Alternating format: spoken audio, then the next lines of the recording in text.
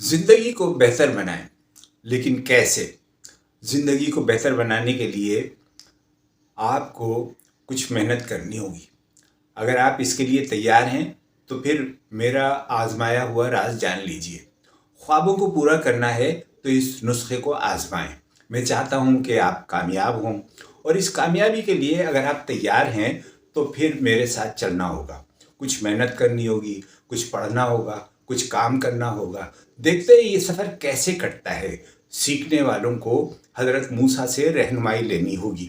جب انہوں نے اللہ سے درخواست کی تو اللہ نے انہیں اپنے ایک نیک بندے سے ملوایا۔ خضر علیہ السلام نے حضرت موسیٰ سے اپنے ساتھ چلنے سے پہلے چند شرائط رکھ دی، جو حضرت موسیٰ علیہ السلام نے قبول کر لی۔ حضرت موسیٰ علیہ السلام صاحب شریعت پیغمبر تھے۔ باطنی احوال جاننے کا شوق ہوا۔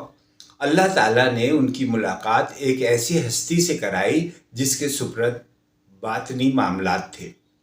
قرآن مجید میں اس ہستی کا نام مذکور نہیں ہے، لیکن احادیث اور تفاسیر میں ان کا نام خضر بتایا گیا ہے۔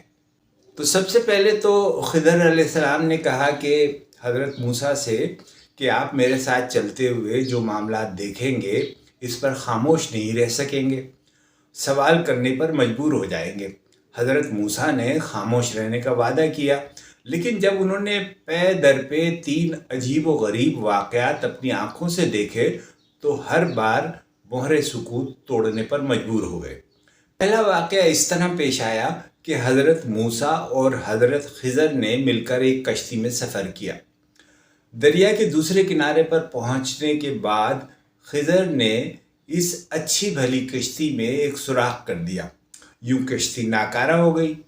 دوسرا واقعہ یہ ہوا کہ ایک مقام پر پہنچ کر جہاں کچھ بچے کھیل رہے تھے، حضرت خضر نے آگے بڑھ کر ایک بچے کو پکڑا اور اسے موت کی نیند سلا دیا۔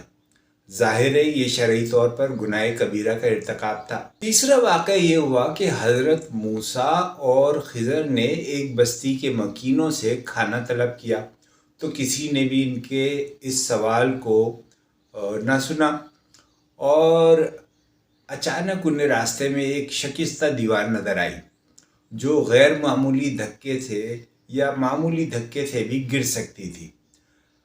خضر علیہ السلام نے موسیٰ سے کہا، آئیے ہم یہ دیوار تعمیر کر دیں۔ چنانچہ دونوں اصحاب نے دیوار از سر نو کھڑی کر دی۔ حضرت موسیٰ کے لیے یہ تیسرا واقعہ بھی بہت انوکھا تھا۔ ضبط نہ کر سکے اور اس کا مفہوم پوچھنے پر مجبور ہو گئے۔ اس کے بعد حضرت خضر نے موسیٰ سے کہا کہ اب آپ مزید میرے ساتھ نہیں چل سکیں گے، البتہ جدا ہونے سے پہلے میں ان واقعات کا پس منظر بیان کر دیتا ہوں۔ خضر نے ان واقعات کی توضیح بیان کرنا شروع کر دی۔ انہوں نے فرمایا کہ وہ کشتی جن لوگوں کی تھی وہ اس کے ذریعے اپنی روزی کماتا تھا، مسافروں کو دریا کے آر پار لے جاتا تھا، مزدوری کرتا تھا۔ یہ اس کی کمائی کا واحد ذریعہ تھا۔ کشتی بہت اچھی حالت میں تھی۔ دریا کے پار ایک ظالم بادشاہ کی حکومت تھی۔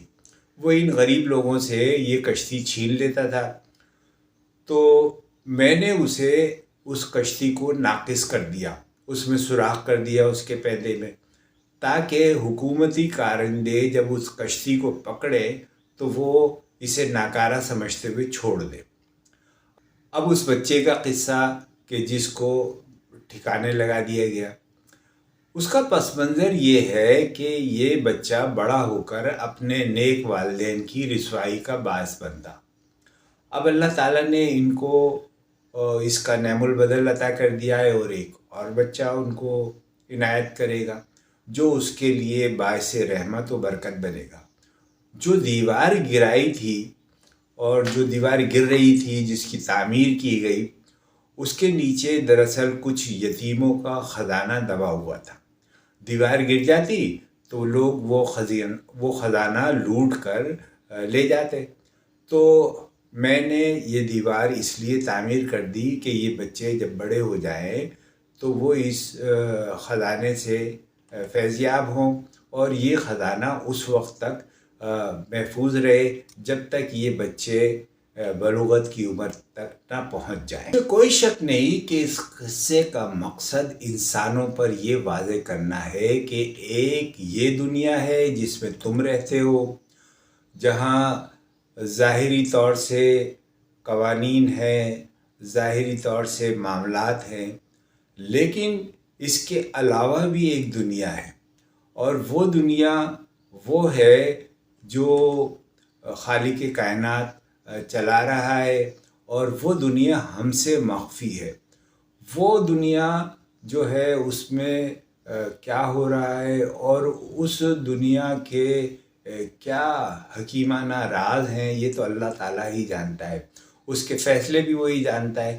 تو اگر ہمیں کوئی تکلیف پہنچتی ہے تو ہمیں صبر اختیار کرنا چاہیے، اللہ تعالیٰ سے دعا کرنی چاہیے کہ اس تکلیف کے نتائج جو ہیں وہ کم ہوں یا اس تکلیف کے نتائج مفید بنا دیں۔